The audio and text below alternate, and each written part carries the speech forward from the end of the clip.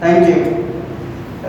आप सर्वने आपना रवि दिन की खूब खूब शुभेच्छा, प्रेम सलाम। ईश्वर वचन तरफ આપણે જઈએ અગાઉ પ્રાર્થનામાં જોડાઈ પ્રાર્થના કરીએ। અમારા જીવતા ઈશ્વર, વચન તમારું છે અને તમારા પવિત્ર આત્મા મારફતે વચન લખાયું અને આજે પવિત્ર આત્માની મારફતે સમગ્ર વિશ્વભરમાં વચન કાર્ય કરે છે, અમારી સાથે પણ વ્યવહાર કરે છે। આજે આપણે તમારા વચન દ્વારા અમારી સાથે પ્રભુ તમે વાતનો વ્યવહાર કરજો। સમગ્ર વિશ્વભરમાં જ્યાં જ્યાં આજે તમારું જીવન પવિત્ર વચન આવી રહ્યું છે અને આવશે એ તમામ જગ્યાઓને પ્રભુ તમે ભીંજવો અને આશીર્વાદિત કરજો। તમારા પ્રેમાળ પવિત્ર હાથોમાં અમે સૌ સોંપાઈએ છીએ। हमारी प्रार्थना प्रभु यीशु नाम सामने स्वीकार करो, आमीन। आज ना पवित्र दिवसની ભેટની માટે આપણે પ્રભુના નામને ધન્યવાદ આપીએ, પ્રભુની સ્તુતિ કરીએ છીએ। ઉનાળાના આકરા દિવસોમાંથી હું અને તમે પસાર થઈ રહ્યા છે। આજે તે એ લાંબી યાત્રા છે, લગભગ 90 દિવસ પછી કે 80 કે 90 દિવસ પછી આપણને એમાંથી રાહત મળી શકે। હજી એપ્રિલ, મે અને જૂન અને ત્યાર પછી વરસાદ આવે અને હાથનો આશીર્વાદ આપણે અનુભવી શકીએ। પરંતુ આ દિવસોમાં ઈશ્વર આપણા દરેકને સંભાળે, તંદુરસ્ત રાખે એવી પ્રાર્થના છે। પ્રભુના વચનોમાં કેટલીક મહત્વની બાબતો આજે સવારે આપણે જોવાના છે। યશાયા 53 થી 12 વચનો આપણે વાંચ્યા। ગલાતીયન પત્ર 2 અધ્યાય 15 થી 20 અને ત્યારબાદ લુકની સુવાર્તા 14 અધ્યાય અને તેના 21મા વચનથી અંત સુધી પ્રભુના વચનો આપણે વાંચ્યા। એ શાસ્ત્ર ભાગો અને બીજા શાસ્ત્ર ભાગોને ધ્યાનમાં રાખીને એક મહત્વના વિષય તરફ આપણે દૃષ્ટિ કરવાના છે। જે વિષય મારા માટે કે તમારા માટે નવો નથી, પરંતુ એ વિષયમાંથી ઘણી બધી નવીનતાઓ ઈશ્વર આપણને એના વચનો મારફતે આજે શીખવાડશે। આજે આપણે જોઈએ છીએ કે જો પ્રથમ સદીના ખ્રિસ્તી હોય, ફર્સ્ટ જનરેશન ક્રિશ્ચિયન હોય, તેઓને માટે આપણે જોઈ શકીએ છીએ એમને પ્રભુના સેવક જે કે તેઓ કરી લે છે અને એમને ઘણી બધી બાબતો છે। અને પછી આપણે એમના ઘરમાં જઈએ તો સરસ ફોટો લગાવેલો હોય, ત્યાં પણ ક્રોસ હોય, બીજા ફોટો હોય। એ સાથે ઘરમાં જઈએ છીએ ત્યારે ઘણા બધા એમની પાસે ચેન હોય કે બીજું કંઈ હોય, પોતે પહેરીને ઘરમાં પણ એવા ક્રોસ આપણે જોઈએ છીએ અને એમને પણ અનુભવ્યું। અને એવા ઘણા બધા મિત્રો કે જેઓ પ્રાર્થના માટે પણ આવે છે। એક દિવસ એક અંકલ આ રીતે ક્રોસ ચેન વાળો ખરીદીને લઈને આવ્યા, પાછળ વાકડે બેઠા અને મને કે પાળક સાહેબ મારે પ્રાર્થના કરાવવાની છે। મેં કહ્યું કે શા માટે? આ ક્રોસ માટે, આ વધસ્તંભ માટે। પછી મેં કેટલીક સમજ આપી અને કહ્યું કે તમે આનો ઉપયોગ કરો, કશું વાંધો નથી, પરંતુ તમે આ જે ક્રોસ જુઓ છો, તમારા હાથમાં તમે આ ખરીદીને લઈને આવ્યા છો, એ ક્રોસ પર જીવંત ઈશ્વરે પવિત્ર બલિદાન આપ્યું છે તમારા માટે, મારા માટે। અને એ ક્રોસ આપણને સતત યાદ કરાવતો રહેશે કે આ ક્રોસની મારફતે આ વધસ્તંભ પર મારા પ્રભુ મારા માટે મરણ પામ્યા અને એ યાદ તાજી કરાવે છે. અને પછી આગળ વધીને મેં કહ્યું ક્રોસ પહેરો તો તારણ છે, ક્રોસ ન પહેરો તો તારણ છે. ક્રોસ પહેરવાથી જ તારણ થાય છે એવું પણ નથી. એનાથી આગળ વધીને બીજી એક બાબત કહીશ. ઘણા બધા એવા ભાઈ બહેનો છે કે જેઓ પોતાના મનમાં એવી માન્યતા ઊભી કરી લે છે કે રાત્રે મને બહુ સપનો આવે છે અને પછી બાઇબલને ઉશેક બનાવી દે. અને આવી કઈ કેટલી એ માન્યતાઓ રાખીને જીવન જીવતા અનેક લોકોને આપણે જોયા છે. અને આજે 3 વધસ્તંભની વાત તમારી આગળ હું કરીશ. 3 વધસ્તંભની વાત. અને 3 વધસ્તંભ ક્યાં કેવી રીતે હતા અને તેનું મહત્વ શું છે એ પણ આપણે જોઈશું. દુઃખસંસપ્તાહ કે ગુડ ફ્રાઈડે નથી, પરંતુ સંદેશા અને શિક્ષણનો એક ભાગ છે અને માટે આ સમજવું ખૂબ જરૂરી છે. દુઃખસંસપ્તાહ અને ગુડ ફ્રાઈડે સમયે ઘણી વખત આ બાબતો આપણને શીખવાડે છે. વધસ્તંભ એમ કહે છે ત્યારે વર્તમાન સમયમાં આપણે ક્રોસ લાકડાનું, સ્ટીલનું, લોખંડનું, ચાંદીનું, સોનાનું આપણને પોસાય તેવું આપણે રાખતા હોઈએ છીએ. અને ઘણાને આપણે પહેરેલા આપણે જોઈએ છીએ. ઇવન મોડરેટર હોય, બિશપ હોય કે પોપ હોય, એવા ધર્માધિકારીઓ અને કેટલાક સંતોને પણ આવી રીતે આપણે જોતા હોઈએ છીએ. અને જ્યારે કોઈ વ્યક્તિની પાસે આવો ક્રોસ હોય ત્યારે આપણે જઈને એમને પૂછીએ છીએ, તમે ક્યાંના છો, તમે કયા ચર્ચના છો, તમે કેટલા સમયથી વિશ્વાસમાં છો, અને બીજી ઘણી બધી બાબતો આપણે એમને મળીને પૂછતા હોઈએ છીએ. ક્રોસ અથવા વધસ્તંભ એના મૂળ તરફ પણ આપણે જોવું જોઈએ. પહેલી વાત કદાચ ઝડપથી આપણે જોઈશું કે જે પહેલો છે વધસ્તંભ. 3 વધસ્તંભ એટલે કે પ્રભુ ઈસુ ખ્રિસ્તની આજુબાજુનો ચોરના વધસ્તંભની વાત હું કહેવા નથી માંગતો, પરંતુ 3 વધસ્તંભમાં ઇતિહાસ તરફ પણ આપણે દૃષ્ટિ કરવાના છે. રોમન વધસ્તંભ, રોમન ગવર્મેન્ટનો જે ક્રોસ હતો એના સંબંધિત તમારી આગળ કેટલીક બાબતો હું મૂકીશ. વધસ્તંભની સજા એ બહુ ભયંકર, ઘાતકી અને લાંબી વેદનાભરી સજા છે. ગુલામો, ગુનેગારો અને બંડખોરો માટે રોમન સરકાર આ પ્રકારની સજા ફટકારતી હતી, પરંતુ રોમન નાગરિકને માટે આ સજા નહોતી. એટલે કે વધસ્તંભની સજા નહોતી. પથ્થરે મારવાની, આગમાં બાળી નાખવાની, શિરછેદ કે માથું કાપી નાખવાની સજા કરતા વધસ્તંભની જે સજા છે એ અનેક યાતના ભરેલી છે. આ જે બીજી સજાઓ છે એ સજાઓની આગળ વધસ્તંભની સજા કોઈ ગણતરીમાં નહીં આવી શકે એવી ભયંકર સજા છે. વધસ્તંભની સજાની અંદર ગુનેગારને લાકડાના થાંભલે ખીલ્લા મારીને લટકાવી દેવામાં આવતો અને એ થંભ ઉપર ગુનેગાર 2 કે 3 દિવસ સુધી દબાયા કરતો અને હાથે અને પગે ખીલ્લા મારી દેવામાં આવે અને એમાંથી સતત એ લોહી વહ્યા કરે હાથમાં અને પગમાં. અને એ હાથમાં અને પગમાં એ લોહીનું થરાવ હોય ત્યારે અનેક મચ્છર, જીવાતો, માખીઓ ઢગલે ઢગલા ત્યાં બેસી જતા હોય છે. એ ગુનેગાર એમને ત્યાંથી ઉડાવવા માંગતો હોય, પરંતુ તે તેમ કરી શકતો નહીં, કેમ કે બંને હાથ અને પગ એવી રીતે વધસ્તંભ પર અથવા આડા લાકડા પર ચડી દેવામાં આવ્યા હોય છે. તે તેની આંખે જુએ પણ કશું જ કરી શકે નહીં. ઘણી બધી વખત આ માખીઓ, મચ્છરો, બીજી જીવાતો એ લોહી કે એનું માંસ ખાતા ખાતા એ અંદર પણ પુરાણમાં ઘૂસી જાય.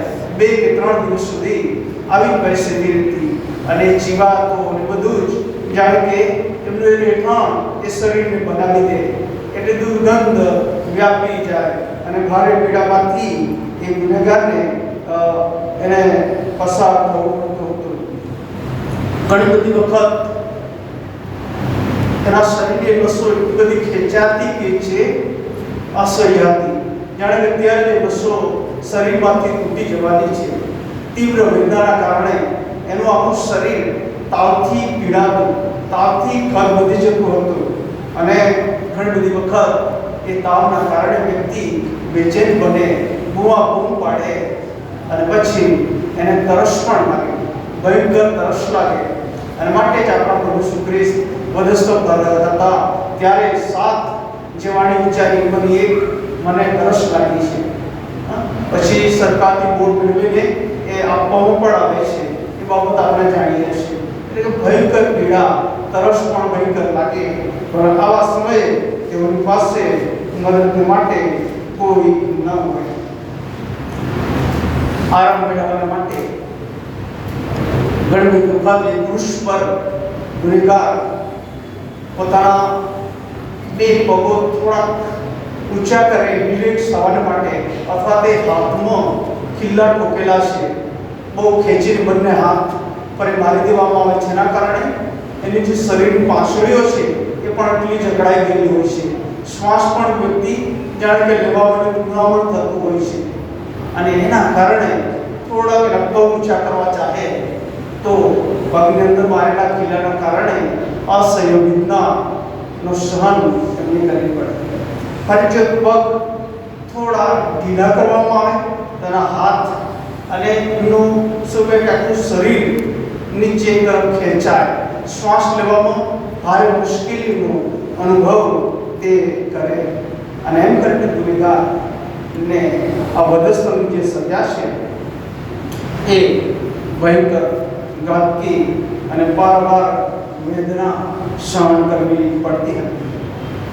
વધસ્તંભની શિક્ષા સંબંધી હાથે પગે ખીલા મારતા આપણે જોયા છે. અને રોમન સરકારની માટે કહેવાય છે કે આ વધસ્તંભની જે સજા છે એ વ્યક્તિને ઘણી બધી વખત આપણે આપણા પ્રભુ ઈસુ ખ્રિસ્તના ચિત્રોમાં જોઈએ છીએ કે હથેળીમાં ખીલા મારેલા હોય છે. પરંતુ ઘણા બધા અભ્યાસકો ના જુદા જુદા મતાંતરો છે. શક્ય હોય કે હથેળીમાં ખીલા માર્યા હોય, પરંતુ જો હથેળીમાં ગુનેગારને ખીલા મારવામાં આવે તો એ હથેળીની અંદર એ ખીલા મારેલા 2 કે 3 દિવસ સુધી ગુનેગાર લટકે અને પોતાનું વજન 70-80 કિલો હોય અને થોડી ખેંચતાણનો અનુભવ કરે તો કહેવામાં આવે છે તે પ્રમાણે હથેળીની અંદર એટલો માંસનો લોચો નહીં હોય, એટલા સ્નાયુ મજબૂત નહીં હોય અને માટે એ હથેળી ચીરાઈ શકે અને એ ગુનેગારનું જે આખું શરીર કદાચ નીચે લટકી પડે. અને એ માટે ઘણી બધી વખત રોમન સરકારને ગુનેગારોને કાંડામાં ખીલા મારતા કે જેથી કરીને તે લટકી ન પડે. એ સાથે સાથે રોમન સરકાર ઘણી બધી વખત ગુનેગારોને એ આડા ઉભરા લાકડા પર જકડીને સણના દોરડાથી તેમને ફીટ બાંધી દેતા હતા. અને સણના દોરડાથી એવી રીતે બાંધે કે એમાંથી તે છૂટવા માંગે પરંતુ કોઈ આશા રહેતી નહીં. અને આમ કરીને જે રોમન જે આ સજા હતી એ વિચિત્ર હતી, ભારે મુશ્કેલીવાળી હતી. અને આ જે સજા છે એ ક્યાંથી આવી એના સંબંધી પણ આપણે જાણવું જોઈએ. આ વધસ્તંભ અથવા કૃષ્ણની સજા એ તો ઈરાનથી શરૂ થઈ. ઈરાનનો જે દેવ, તેઓ માને છે કે એમનો દેવ અઝર મઝદ માટે બધી જમીન એ પવિત્ર મનાતી અને તેથી કરીને ગુનેગારને અદ્ધર કાઢવામાં આવતો, જેથી કરીને ભૂમિ અપવિત્ર ન થાય. અને આ વધસ્તંભની સજા ઈરાનથી કારથેજ આવી અને કારથેજથી રોમનોએ સ્વીકારી અને રોમનોની પાસે સજા આવી અને ત્યારથી રોમનો વધસ્તંભની સજાનો ઉપયોગ કરવા લાગ્યા. રોમન જે ક્રોસ છે, રોમન જે વધસ્તંભ છે એમાં ગુનેગારને આ રીતે ખીલ્લા ઠોકી અથવા જડીને મારી નાખવાની સજા. એ કંઈક હશે ટૂંકી માહિતી આપની સમક્ષ મૂકી. જો આપણે બાઇબલ તરફ આવીએ, બાઇબલ તરફ આપણે દ્રષ્ટિ કરીએ ત્યારે બીજો વધસ્તંભ પ્રભુ ઈસુ ખ્રિસ્તનો વધસ્તંભ રોમન ક્રોસ, જીસસ ક્રોસ, બંનેનું ઘણું અંતર છે, ઘણો તફાવત છે. કેમ કે રોમન ક્રોસ હંમેશા ગુનેગારોને માટે, પ્રભુ ઈસુ ખ્રિસ્ત એ ગુનેગાર નહોતા. તમે અહીંયા બેઠેલા છો, હું છું, આપણે બધા ગુનેગાર છે. ભૂતકાળમાં શું આ પૃથ્વી પરથી વિદાય થયા, બધા જ ગુનેગાર હતા. કેમ કે આપણે દરેકે પાપ કર્યું અને ગુનામાં આપણે ફસાયેલા હતા. અને તે માટે ઈસાયા 53 આપણે વાંચ્યું 5મી કલમ એમ કહે છે, આપણા અપરાધોને લીધે તે નિંદાયું, આપણા પાપોને લીધે તે કચડાયું, આપણને શાંતિ પ્રાપ્ત કરવા માટે તેને શિક્ષા થઈ અને તેના શ્રમોથી મને સજા કરવી, આપણને સજા કરવી, મને વ્યક્તિગત મને સજા મળી છે. પ્રભુ ઈસુ ખ્રિસ્તનું વધસ્તંભ, એ વધસ્તંભ પર પ્રભુ ઈસુ ખ્રિસ્ત એ નિર્દોષ હતા, નિષ્કલંક હતા, પવિત્ર હતા. અને એ પ્રભુ ઈસુ ખ્રિસ્તને વધસ્તંભ પર જડી દેવામાં આવ્યા છે. એનું વર્ણન તમે માથી 27:31-56 ચાર સુવાર્તામાં છે. માર્ક 15:20-40, લૂક 23:26-56, યોહાન 19:15-37 એનું વર્ણન તમે જોઈ શકો છો. પ્રભુ ઈસુ ખ્રિસ્તને પરસ્વાધીન કરવામાં આવ્યું ગેસેમાના બાગમાં, અને ત્યાંથી પ્રભુ ઈસુ ખ્રિસ્તની ઉલટ તપાસ અથવા ચટપટ ભરી રીતે ફસાવવા માટે ઘણા બધાનો હાથ એમાં રહેલો હતો. અનેક લોકો પ્રભુ ઈસુ ખ્રિસ્તને ગુનેગાર તરીકે જોવા માંગતા હતા, વધસ્તંભ પર લટકાયેલા જોવા માંગતા હતા. અને સૌપ્રથમ પ્રમુખ યાજક કાયાફાની પાસે લઈ ગયા ન્યાય માંગવા માટે. ત્યારબાદ હેરોદની પાસે અને પછી પિલાતની પાસે પણ લઈ ગયા હતા. ત્રણ જુદી જગ્યાએ પ્રભુ ઈસુ ખ્રિસ્તને જવું પડ્યું હતું. અને પર્વના દિવસો હતા, અને પર્વના દિવસોમાં એક કાયદો એવો હતો, એક ગુનેગારને છોડી દેવામાં આવે, મુક્ત કરવામાં આવે, આઝાદ કરવામાં આવે. અને લોકોએ એમ કહ્યું કે બરાબાસને છોડી દો. અને પિલાત કહેશે કે ઈસુને અમે શું કરીએ, એને વધસ્તંભે જોડો. અને લોકોની આ માંગ હતી. બરાબાસ એ ઘાતકી ગુનેગાર હતો, અનેક પ્રકારના ગુના એમણે કર્યા હતા, અને વધસ્તંભ તરફ એને લઈ જવાનો હતો. પરંતુ લોકોએ માંગ કરી કે એને મુક્ત કરો, એને છોડી દો, પણ ઈસુને વધસ્તંભે ચડો. આ માંગ લોકોની હતી, આ માંગ મુખ્ય યાજકોની હતી, આ માંગ વડીલોની હતી, શાસ્ત્રીઓની હતી, ફરીસીઓની હતી, અને એમની સાથે જોડાયેલા અનેક લોકોની એને વધસ્તંભે ચડો. વધસ્તંભ પર પ્રભુ ઈસુ ખ્રિસ્તને યોગ્ય સમયે જડી દેવામાં આવ્યા. ચાર સુવાર્તામાં એનું વર્ણન છે.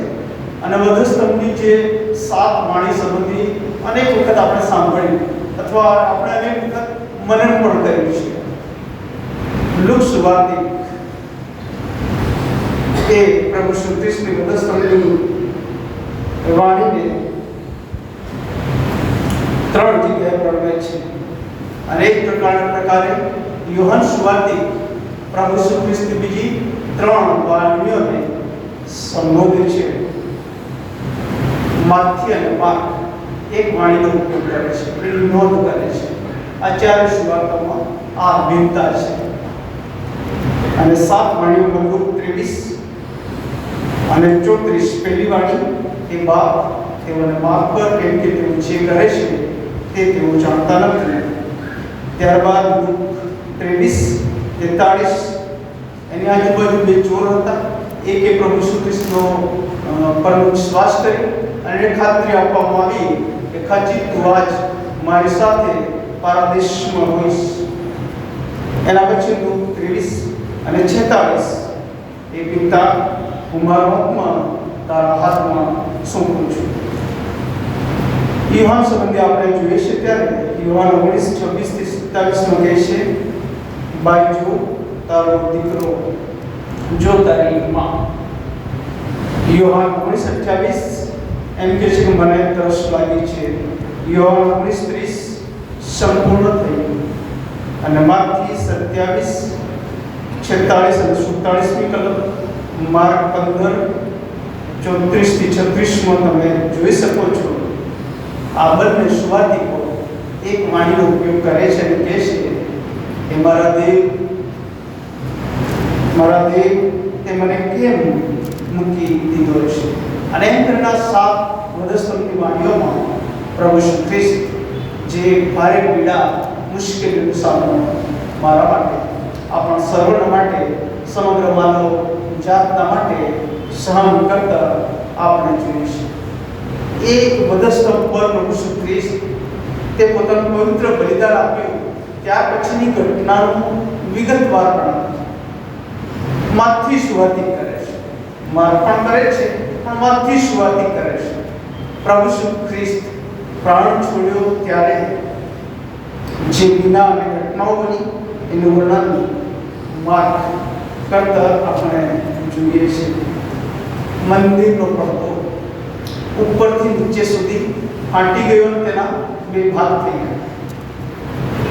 મોટો ધરતીકંપ થયો, ખડકો ફાટી ગયા, કબરો ઉડી ગઈ, ઘણા સંતો ઉઠ્યા અને નગરમાં ઘણાને જોવા મળ્યા. આવી ઘટનાઓ પ્રભુ શ્રી ખ્રિસ્તના ક્રોસ દરમિયાન બની. ખ્રિસ્તમાં વાળા અત્યાર સુધી રોમન સરકારે કે ઈરાન સરકારે કે કાર્થેજ ગવર્મેન્ટે આ રોમન સજાનો ઉપયોગ કર્યો ત્યારે આવી બાબતો બની નથી. ક્રુસ પર જે ગુનેગારને ચડવામાં આવે એ ગુનેગાર મરણ પામે, એનું સબ ઉતારી દેવામાં આવે. જો ગુનેગાર મરણ ન પામે તો એના પગ તોડી નાખવામાં આવે, પગ ભાંગી નાખવામાં આવે અને એમને ત્યાર પછી મરણ પામે અને એનું સબ ઉતારી લેવામાં આવતું હતું. પ્રભુ શ્રી કૃષ્ણ જે રસ્તો એના પર એક લેખ મૂકવામાં આ યહૂદીઓનો રાજા છે, આ યહૂદીઓનો રાજા છે. લુક 23:38 તમે જોઈ શકો છો. અને વધસ્તંભ પર પ્રભુ શ્રી ખ્રિસ્ત હતા ત્યારે ઘણા બધા લોકોએ મસ્કરી કરીને અપશબ્દો કયા અને પ્રભુ શ્રી ખ્રિસ્તને માથે કાપડનો મુગટ મૂકી દેવામાં આવ્યો કે આ યહૂદીઓનો રાજા છે. કુકમો ભાલો નાખવામાં આવ્યો, એ સાથે થૂંકવામાં મૂક્યો, મારવામાં આવ્યો. એક વધસ્તંભ પર ચડતે ગાવ ઝંપોના ભાગ કરવામાં આવ્યા, ચીઠીઓ નાખવામાં આવી. એ બધું જ અપમાન માટે એ ક્રુસ પર કરવામાં આવ્યું. કલ્પી શકો એ જગ્યા પર હું કે તમે હોય, આપણું સ્વજન હોય, કેવી પરિસ્થિતિ ઊભી થાય. આ તો પૃથ્વીના ઉપર કરતા ઈશ્વર હતા, જગતના તમારા મારા બનાવનાર હતા. એ એદન બાગની અંદર આદમ અને હવાએ પાપ કર્યું અને ત્યાંથી પાપ ઉદ્ભવીને પાપનો પ્રચાર પ્રસાર થવાનું ચાલુ થયું. અને એના માટે ઈશ્વરે ઇસ્રાયેલની જે યોજના આપી હતી, જુદા જુદા બલિદાનો અને અર્પણો મારફતે વ્યક્તિની માફી મળે. એક વાર પાપ કરે, અર્પણ લાવે, બીજી વાર પાપ કરે અને એ રૂટીન ક્રમ ચાલ્યા કરતો. પરંતુ આપણા પ્રભુ શ્રી ખ્રિસ્તના માટે કહેવામાં આવ્યું છે કે તો જગતના મંડાણ અગાઉ મારી નખવાનું ખાયેલું દેવનું હનુમાન. અને માટે એ દેવનું હનુમાન યોગ્ય સમય આ જગતમાં આવ્યું અને મારા માટે, તમારા માટે પોતાનું પવિત્ર બલિદાન આપ્યું. અને માટે યુહાન તો કારતા એમ કહે છે પ્રભુ શ્રી કૃષ્ણ આવતો જોઈને કે જુઓ દેવનું હનુમાન, એ જગતના પાપનું હરણ કરે છે અને એ જીવન થવાનું મારા અને તમારા માટે ક્રુસ પર મરણ પામ્યું. રોમન ક્રુસ, પ્રભુ શ્રી કૃષ્ણ ક્રુસ. અને ત્યાર પછી ત્રીજો ક્રુસ એને તમે જોઈ શકો. લુક 14 અને 27 વચનમાં એવું લખવામાં આવ્યું છે, જે કોઈ પોતાનો વધસ્તંભ ઉચકીને મારી પાછળ આવતો નથી તે મારો શિષ્ય થઈ શકતો નથી. 7 પોતાનો ક્રુસ અને આ ક્રોસ ઉચકીને જે કોઈ રોજે રોજ પ્રભુની પાછળ આવે એ ઈશ્વરનો શિષ્ય છે, એ શિષ્યા છે અને આ નિયમ છે.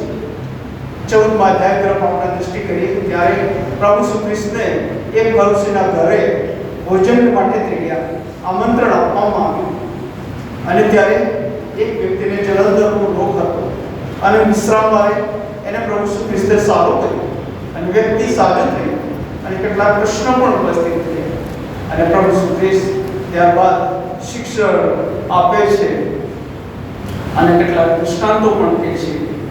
લગ્નમાં ઉત્તરનારાયણ શ્લોકનો ઉપયોગ કરે છે અને ત્યાર પછી 11મા વચનનું શિક્ષણ આપતા એમ કહે છે કે જે કોઈ પોતાનો ઊંચો કરે છે તેને નીચો કરવામાં આવશે અને જે પોતાનો નીચો કરે છે તેને ઊંચો કરવામાં આવશે. ત્યાંથી જો આપણે આગળ જઈએ તો 15મા વચનથી તમે જોઈ શકો છો પ્રભુ શ્રી કૃષ્ણ એક દાખલો આપે છે.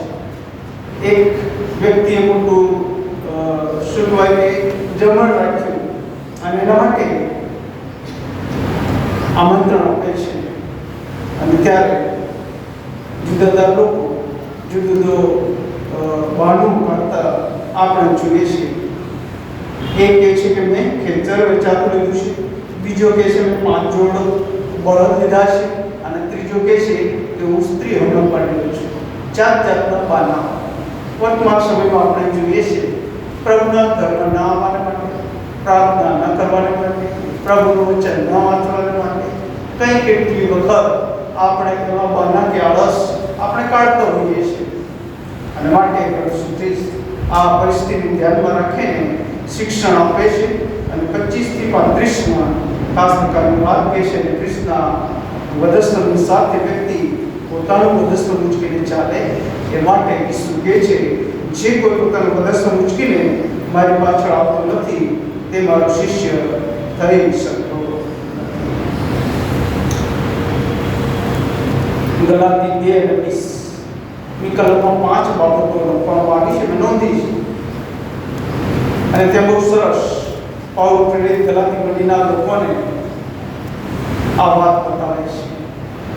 ગલાતી મંડળીમાં અનેક પ્રકારના પ્રશ્નોની સાથે ભેળસેળવાળી સુવાર્તાનો પ્રશ્ન ઊભો થઈ ગયો અને ભેળસેળવાળી સુવાર્તાના કારણે પાઉલ પ્રેરિત એ પ્રત્યુત્તર આપતા આ પ્રમાણે કહે છે ગલાતી 2:20 હું ખ્રિસ્તની સાથે વધસ્તંભે જડાયો પરંતુ હું જીવું છું તો પણ હવેથી હું નહીં પણ મારામાં ખ્રિસ્ત જીવે છે અને દેહમાં જે મારું જીવન તે દેવના દીકરા પરના વિશ્વાસથી જ છે.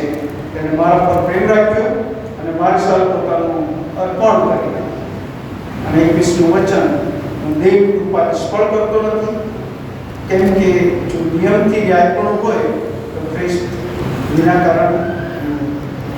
આજે આપણે કહી શકીએ પાઉલની જેમ હું ખ્રિસ્તની સાથે વધસ્તંભ પણ હું જીવું છું હવે તો હું નહીં પણ મારામાં ખ્રિસ્ત જીવે છે. જો આપણે આવું કહી શકીએ અને જો આપણે એવું કહી શકીએ તો ખ્રિસ્તનો વધસ્તંભ ઉચકીને આપણે ચાલી રહ્યા છીએ.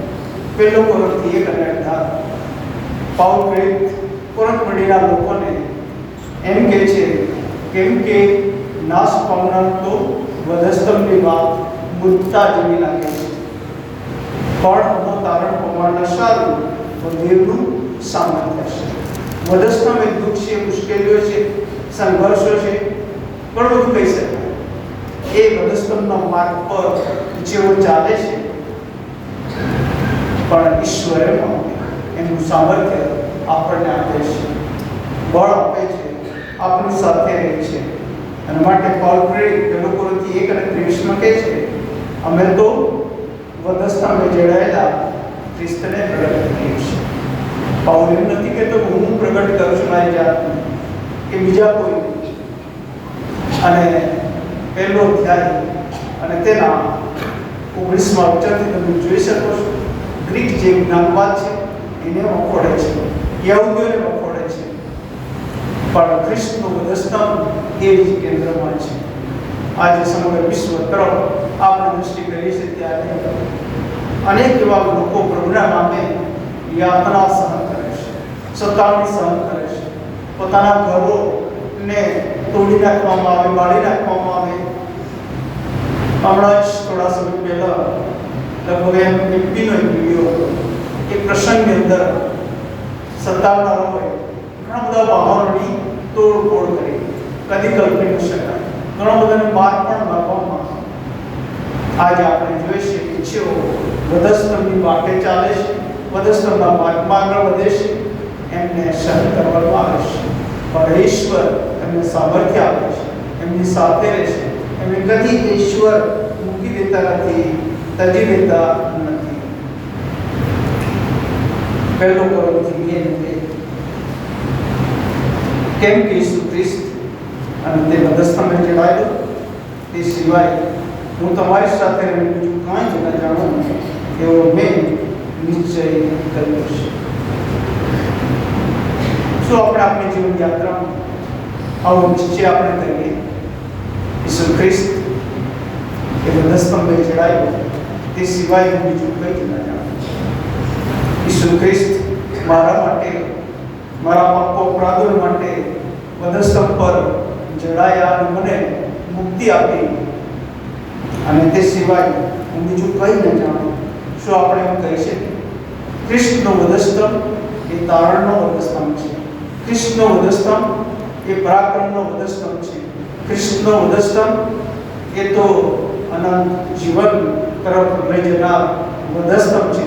અને ખ્રિસ્તનો વધસ્તંભ છે તો એ તો મરણને પહેલે પાર લઈ જનાર છે. આ જગતમાં જેટલા પ્રભુ ઈસુ ખ્રિસ્તનો સ્વીકાર કરે છે, હવે તેઓ અપરાધી નથી. યોહાન 3:17-18 પ્રમાણે હવે તેઓ અપરાધી નથી. તે પ્રભુના લોક છે, પ્રભુના બાળકો છે, અને માટે મરણ તેમને હરાવી શકે નહીં. કેમ કે વધસ્તંભની વાટ દ્વારા જ એ તારણનો અનુભવ છે, અને તારણ મારફતે અનંતકાળિક રાજ્ય પણ આપણે જઈ શકીએ છીએ. ઈશ્વર તમને મને એની કૃપા પૂરી પાડે. વધસ્તંભના માર્ગમાં આપણને ઈશ્વર પિતા દોરે, શક્તિ અને સામર્થ્ય આપે, એવી પ્રભુને આપણે પ્રાર્થના કરીએ છીએ. તો આ વિનંતી કરીશ. તો સરસ ગીત 87 ફરીથી એક કડી ગાશો, અને ત્યારબાદ ભજન સંગ્રહમાંથી 346 સંબંધી એ આપણે ગાઈશું. આપણા જીવનો જીવતા ઈશ્વરની હજુરમાં આપણે લાવીશું. हिंदी होगा 87 नंबर को, पुरुष उठा के तुझको चलना होगा, आज प्रभु को दिल लेना होगा. एक कड़ी गाइશું અને પ્રાર્થના કરીશું. ત્યારબાદ 346 ગીતમાં જીવનદાન પ્રભુની પાસે આપણે લાવીશું.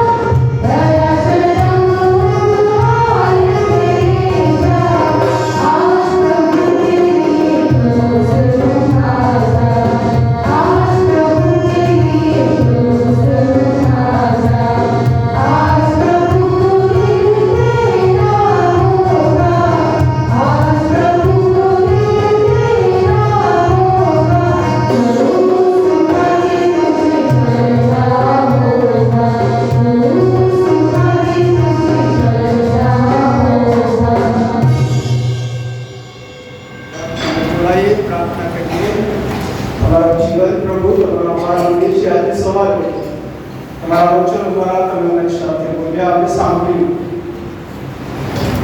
રોમન વધસ્તમ, ખ્રિસ્તો વધસ્તમ અને પોતાનું વધસ્તમ.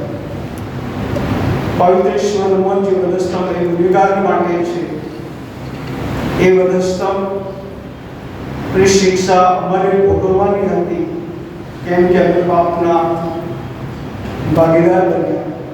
અમારામાં કંઈ સારું નહોતું, પરંતુ તમે આ જગતમાં અમારે સારું આપ્યા અને વધસ્તંભને પ્રભુ તમે પવિત્ર સામર્થ્યવાન વધસ્તંભ બનાવ્યું, વિજયવંત વધસ્તંભ બનાવ્યું. સમગ્ર વિશ્વમાં આ જે વધસ્તંભ દ્વારા અનેક લોકો તારણના રૂપોમાં આવે છે. એ વધસ્તંભ દ્વારા અનેક દુઃખ અને દર્દથી પીડાતા લોકો સારા થાય છે, અનેક જીવન સાક્ષીઓ બની રહે છે. પ્રભુ તમારા વધસ્તંભ માટે અમે તમારો આભાર માનીએ છીએ. અને તમે પોતે જ આજ્ઞા આપી છે કે જે કોઈ પોતાનો વધસ્તંભ ઉચકીને મારી પાછળ આવતો નથી તે મારો શિષ્ય થઈ શકતો નથી. પ્રભુ રોજ પોતાનો વધસ્તંભ ઉચકીને, એટલે કે જગતની હરેક પ્રકારની ગુંડાઓને બાજુ પર મૂકીને જે તમને ગમે છે એ બાબતો કરતા આગળ વધીએ માટે સામર્થ્ય આપો. તમારા પ્રેમાળ પવિત્ર હાથોમાં અમારી જાતોને અમે સોંપીએ છીએ. ઈશ્વર બરાબરના નામમાં માંગીએ છીએ. આમેન. ભજન સેવાના અંત ભાગમાં 346 નંબરના ગીતમાં આપણે જોડાઈશું અને કહીશું, તારો છો